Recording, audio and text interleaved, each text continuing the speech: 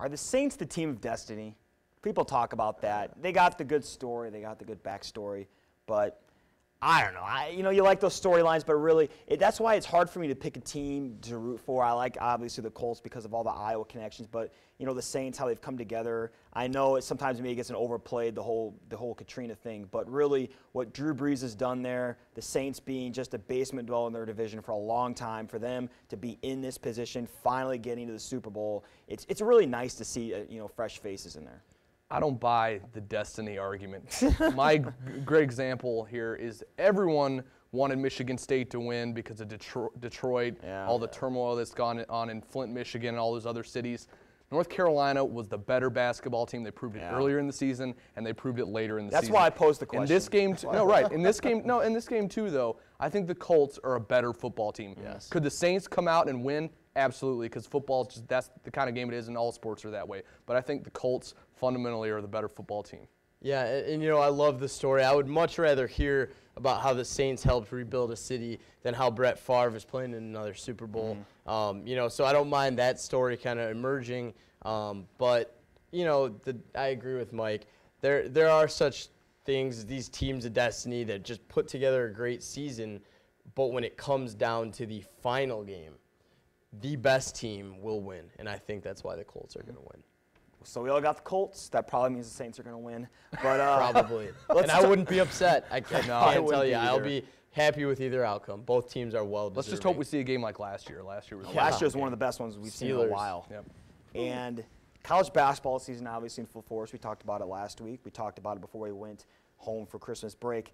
And a lot happened in the game the past week. So really I want to pose the question to you guys. What was the best storyline or any type of thing like that going on in college basketball the last week? And I'll tell you mine first, and it might not be the one that emerges right away in everybody's mind, but South Florida was a team that was just terrible in the Big East. Every year they're bad, always in the basement, and they've won 3 of their last 4, and they've won 3 in a row. Actually, 3 of their last I had that math. I think like 4 of their last 5, and they've won 3 in a row. They've never won consecutive Big East games ever, and now they beat Providence on the road. They beat Seton Hall in overtime, which is a decent team that just come off an emotional win, and then they beat number 17 Pittsburgh. So this is a team that now, sitting at 14-7, 4-5 in the Big East, is playing decent basketball, and it's a conference where teams are going to beat up on each other. I mean, the other night we just saw Rutgers beat Notre Dame, so anybody can beat anybody on any given night. So I think that's the story of the week for me. And it maybe doesn't involve how most highly ranked teams in college basketball. You could even talk about maybe how this weekend 3 teams that ranked in the top 10 lost. But to me, that's the story. Jordan, what do you got? Oh, I like my USF Bulls, and that was a really good story, especially the way they capped it off and beat Pitt. Huge win, and the Sun Dome's just rocking these days apparently. But I think that, and you have to throw in South Carolina beating Kentucky. You see the undefeated go down. That's always a story. But props to USF and 3. They hadn't even won 2 Big East games in a row until this past week, and then they go and they get that 3rd win. So Seton Hall, Providence, those are good wins. But when you cap it off by beating a team like Pitt, that's impressive. I don't care where the game was played. Kentucky, South Carolina, every year I'd always love to see a little history, see a team go undefeated throughout the entire season. Hasn't happened since '76 Indiana. Kind of would have seen the Colts run the table maybe, but obviously they chose not to do that. So we'll have to wait another year if we ever want to see that. Mike, what do you think? Yeah, Devin Downey, his performance against Kentucky in that win for South Carolina was impressive. My story is a little different. This is an interesting one. North Carolina, UConn, and Louisville. North Carolina won the national championship. UConn was in the Final Four, and Louisville was the number 1 seed. And this year they're all on the bubble. And they're all either even or under 500 in their conferences. So you got to wonder what's happening with these teams. Some of them are going through these rebuilding periods, and it just shows you even the mightiest of teams can be brought down and then can be hurting for a while. It happens. And then another little interesting note that I thought was, the Big East has 4 teams in the top 10, which I thought, when you think about it, that's pretty impressive when you got Syracuse, Villanova, West Virginia, and Georgetown all sitting in the top 10. Makes that conference look very exciting, especially when you look at like the game with Georgetown and Villanova this weekend. And what Georgetown did to Duke last weekend. It was really impressive for them. And, you know, speaking of the Big East, Louisville against West Virginia last weekend. Louisville had that game in control. Well, it's weird because West Virginia jumped out to a 13-0 lead, and then Louisville, I believe, had a 70-57 lead, and then they blew it in the second half. And West Virginia had a nice win for Huggins at home. And so, yeah, watching these teams not win, it'll be interesting to see what happens come tournament time. And we always have to throw out to our hatred, or not really hatred, but our bashing of the Pac-10 this year. After this weekend, Arizona beat Cal, and now they're in sole possession of first place with a 12-9 record. So really, I don't know who's going to come out of the Pac-10, especially with Washington kind of floundering as of late. Yeah, I mean, I think college basketball in general this year is down.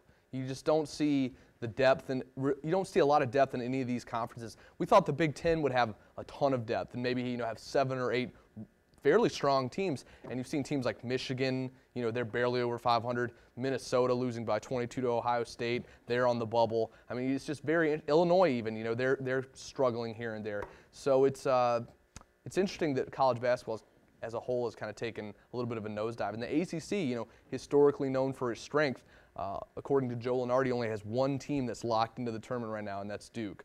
Clearly, they will get a few more teams in, but at this point last year, I think you clearly knew Clemson, North Carolina, and Duke were all going to get in. Yeah, and I think this can really be said for no matter what sport you're talking about, but it seems like in sports, when the perennial powers are playing at their best, that's when the intrigue, that's when the interest in the sport is at its highest. I mean, last year, why were the Final Four ratings so high? Because all 4 1 seeds were in the tournament. When you watch the World Series, if the Yankees are in it and then they're playing another solid team, the ratings are higher because the interest is there. Because, even though a lot of times we talk about how we hate these teams that win a lot, it's more fun to watch them. Of course, we like seeing the George Masons of the world, but really when these teams are playing at their best, like the Louisvilles, like the UConns, like the North Carolinas, it's really exciting to watch. And really, we don't have that right now. Right. And I agree. And I love when a team like Marquette with Dwayne Wade and a team like George Mason when they went. That was great, but it is fun. It was kind of fun, based on who you are, I guess, with USC dominating football a few years ago, watching a team like that, because then they paid their players, so I didn't like that. You almost like to watch it, though, because you want to see that team eventually get knocked off the pedestal. Yeah. USC, Texas, that was really highly rated, too, because one of the best games of all time. And we alluded to it earlier, but Villanova, Georgetown, number 2 Villanova, number 8 Georgetown being played at the Verizon Center this weekend. And Mike, Scotty Reynolds, is he going to have a big game this weekend? He's a team leader, emotional leader, he's the idol of leadership, I think, in college basketball. Villanova's going to win this basketball game. It's going to be close. Georgetown's playing extremely well, especially at home. Villanova won the first meeting between these two teams, 82-77, so he knows it's going to be close. It's going to be physical. Villanova, again, they're one of those interesting teams where they don't have to have they don't have big men around the rim that are going to haul in tons of rebounds and put in a bunch of shots, but their guard play is so strong, and their depth and their ability to run their system is just, pretty fascinating considering the kind of conference they play in. You could argue the Big East is the strongest conference in college basketball. But Georgetown's going to keep this game close. It's going to be a high-level game for both teams, but I think Villanova in the end gets it done. Jordan. I think Georgetown in the end. I'll probably root for Villanova. For some reason, I just can't become attached to Georgetown. I don't know what it is about them, but I'm not a big Georgetown guy, but they've looked really good lately. You see what they did to Duke last weekend. Duke was not able to make any kind of indentation into that lead that Georgetown had, and Georgetown ended up taking care of business. I think they'll do it again.